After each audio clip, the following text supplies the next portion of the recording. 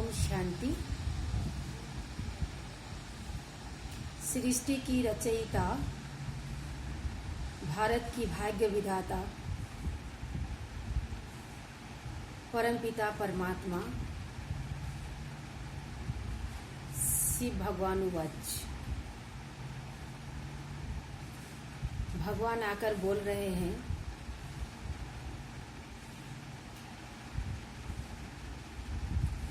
कि मनुष्य की एक भूल से संसार की भूल भुलैया खेल बन गया है। संसार एक भूल भुलैया खेल बन गया है। भारत का शास्त्र, सर्वशास्त्रमयी शिरोमणि गीता, जो सबसे ऊंचा शास्त्र है, उस गीता शास्त्र को मनुष्य ने खंडन किया है। अब खंडन कैसे किया है?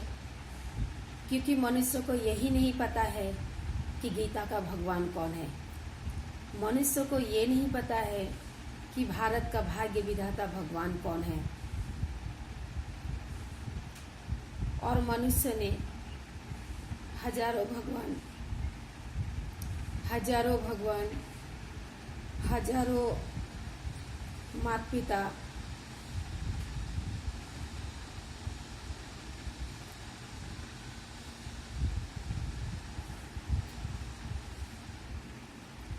बना करके पूजा करने लगे हैं।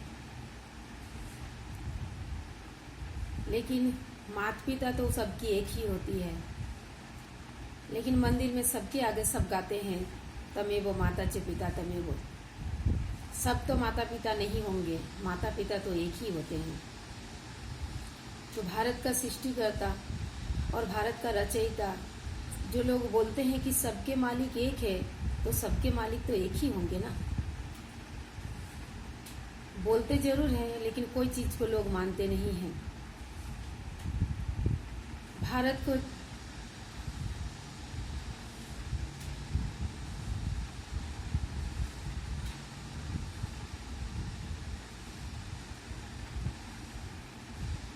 शास्त्र को खंडन करने से संसार खंडन हुआ। संसार को खंडन करने से घर घर खंडन हुआ। घर घर खंडन हुआ, अनेक राज्य हुआ, अनेक मत हुआ, अनेक मठ पंथ हुआ। सारे चीजें अलग अलग सी होने लगी। तो भी लोगों को ये समझ में नहीं आया कि इतनी भारत में इतनी तीर्थ धाम है, इतनी पूजा पाठ होते हैं, इतने ऊंचे ऊंचे मंदिर हैं, इतनी साधु संत है, फिर भी भारत की इतना गिरावट क्यों? धीरे धीरे भारत गिरता क्यों जा रहा है? जबकि इतना हवन कीर्तन पूजा पाठ माला जाप भारत के जैसा तो कहीं नहीं होता है। लेकिन फिर भी भारत गिरता क्यों जा रहा है?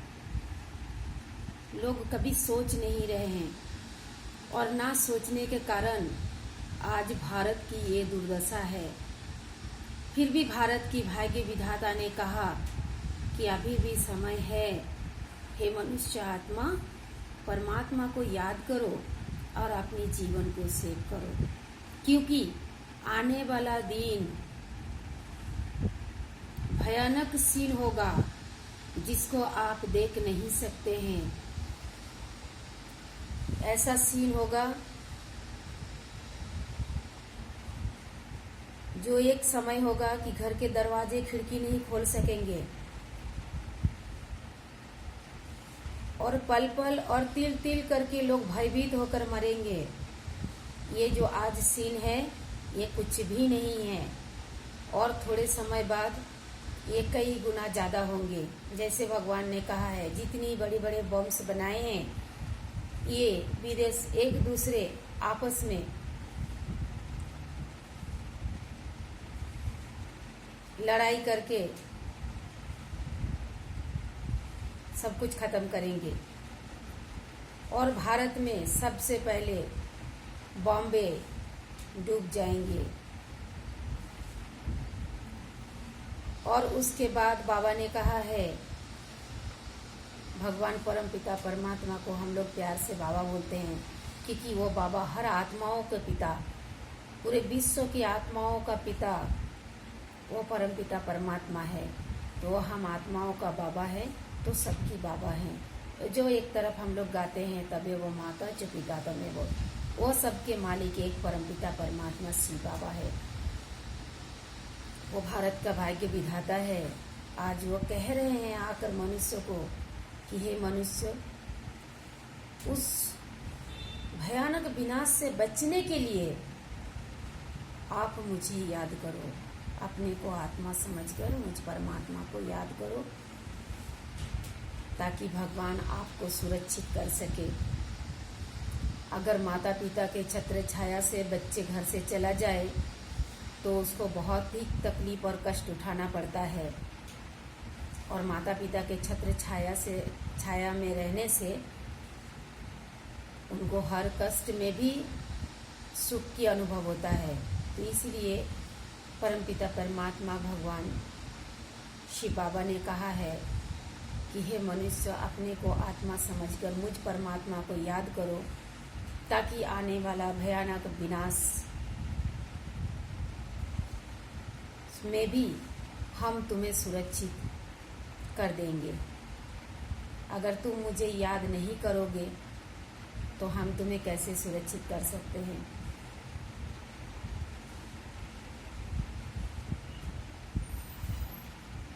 क्योंकि साधारण सी बात है, जब बच्चे बड़े होते हैं और कमा कर घर में नहीं देते हैं तो घर में भी उसका इज्जत नहीं बनता है और ना घर में प्यार रहता है।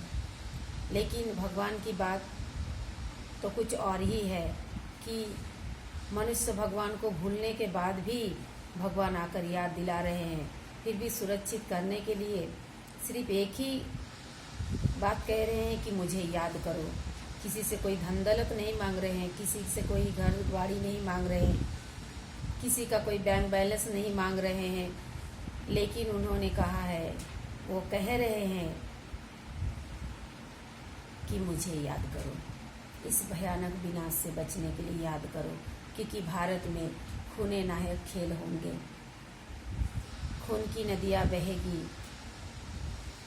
और इस भयानक सीन को देखने के लिए मनुष्य में इतनी ताकत नहीं है, लेकिन परमात्मा पिता से ताकत लेकर सुरक्षित हो सकते हैं। सभी मनुष्य आत्माओं से निवेदन है कि वो भगवान को बात को मानकर अपने जीवन को सुरक्षित करें। ओम शांति।